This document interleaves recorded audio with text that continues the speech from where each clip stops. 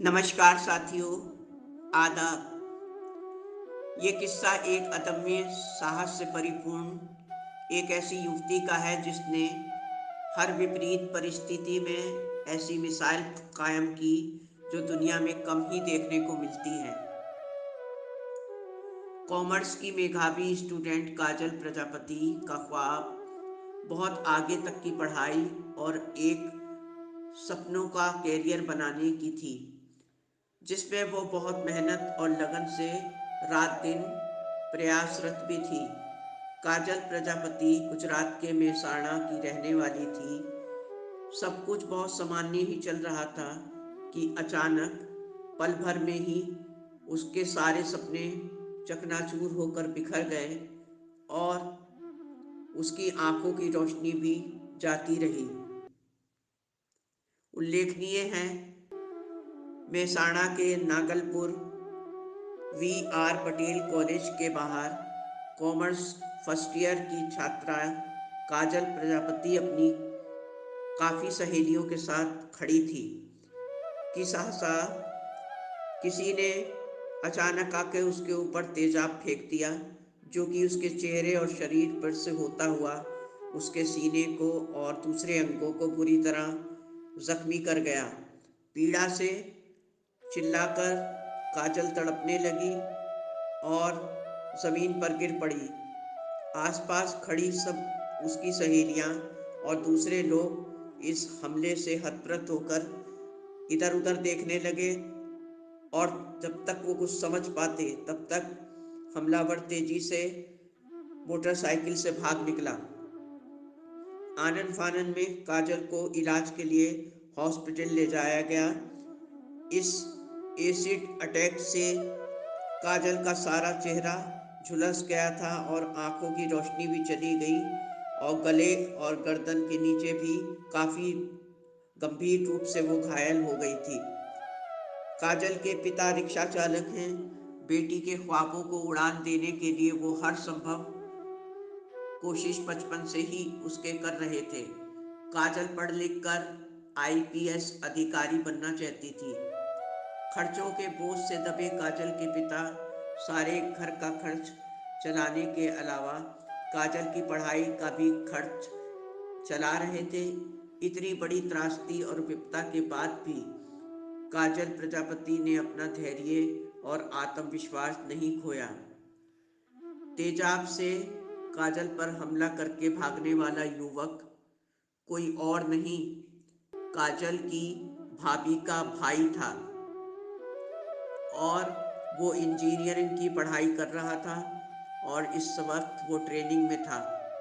वो लंबे समय से काजल के पीछे पड़ा था और काजल से एक तरफा मोहब्बत भी करने लगा था, लेकिन उसकी इन फालतू बातों से अनभिज्ञ काजल किसी भी बात पर ध्यान न देकर दिन रात पढ़ाई में ही लगी रहती और अपने सपनों को पूरा करने के लिए हर संभव कोशिशें करती रहती। इस युवक का नाम हार्दिक प्रजापति था। काजल मेहसाणा के पास ही रमोसन गांव की थी और हार्दिक उसी जिले के बड़नगर तालुका के शेखपुर गांव का रहने वाला था। हार्दिक की आयु लगभग 23 वर्ष थी। अब वो काजल प्रजापति पर शादी का भी दबाव डालने लगा था, जिसे काजल प्रजापति ने बेदर्दी से ठुकरा दिया था। ये बात हार्दिक को बहुत नागवार गुजरी और वो मन ही मन काजल को सबक सिखाने के लिए ताने बाने बुनने लगा। काजल तो ये सब किस्सा भूल गई, पर हार्दिक प्रजापति के दिल में रंजिश की चिंगारियां सुलगने लगीं और 14 फरवरी 2016 को उसने तेजाब काजल के चेहरे पर फेंककर अपना बदला पूरा किया। इस तेजाब से घायल होने के पश्चात काजल ही नहीं वरन उसके पूरे परिवार का जीवन छिन्न भिन्न होकर बिखर गया। इलाज के दौरान काजल के घाव तो धीरे धीरे भरने लगे, लेकिन चेहरा बहुत विकृत हो गया और आंखों की रोशनी बिल्कुल चली गई। हमले के वक्त काजल की आयु लगभग 18 वर्ष की थी। हार्दिक को कुछ समय बाद पुलिस ने अरेस्ट कर लिया और उस पर भारतीय दंड संहिता की धारा 326 ए लगाई गई, जिसमें किसी को भी स्थायी या अस्थायी क्षति पहुंचाना या विकृत करना या जलाना इत्यादि शामिल हैं। फैसले के तहत हार्दिक को आजीवन कारावास की सजा सुनाई गई और अब वो जेल में है। फिर 5 साल के अंतराल पर एसिड अटैक के दंश को झेलते हुए काजल को 27 ऑपरेशन भी करवाने पड़े, जिसमें उसने बहुत कष्ट को झेला और इससे उसके समस्त परिवार और ख़ास तौर से पिता ने उसकी बहुत देखभाल की और उसकी बहुत हौसला अफजाई भी की। काजल के भाई ने अपनी पार्ट टाइम जॉब छोड़ दी और पढ़ाई भी स्थगित कर दी। रात दिन रिक्शा चलाने लगा और पिताजी काजल की देखभाल करने लगे। काजल के इलाज और ऑपरेशन का खर्च अब भाई जुटा रहा था। काजल के ऑपरेशन के बाद अब काजल की एक आंख में फिर से रोशनी आने के बाद अब वो देखने में सक्षम हो चुकी है। काजल बताती हैं कि एसिड अटैक से पीड़ित ज़्यादातर युवतियां खुदकुशी के लिए सोचने लगती हैं और ख़ुद को बेकार समझ लेती हैं कि अब हमारा चेहरा बर्बाद हो गया, अब हम कैसे पढ़ेंगे, हमारे कैरियर का क्या होगा और लोग हमें अब पसंद नहीं करेंगे। इस तरह के ख्याल उनके दिलों में आने लगते हैं। लेकिन मेरे सारे परिवार ने मुझे टूटने बिखरने से बचाकर मुझे फिर से नया जीवन और प्रेरणा दी। मैं बहुत नर्वस थी, पर मेरे भीतर कुछ साहस भी था। मेरे परिवार की मेहनत रंग लाई और मैं एक आँख से रोशनी होने के बाद दुनिया को देखने लगी। अब काजल को अफसोस सिर्फ इतना ही है कि इस भयानक त्रासदी के बाद किसी ने भी अभी तक रुपये पैसे से उन लोगों की मदद नहीं की है और ना ही किसी ने घर में जाके या हॉस्पिटल में जाके उसका हाल ही पूछा है। सिर्फ अपनी और अपने परिवार की ताकत के बल पर काजल स्टैंड हुई हैं और दोबारा अपने सपनों को उड़ान देने के लिए खुद को समेटा भी है। काजल कहती हैं कि आज मैं जो कुछ भी हूँ अपने परिवार की वजह से ही हूँ। मैं सदा अपने परिवार की ऋणी रहूँगी।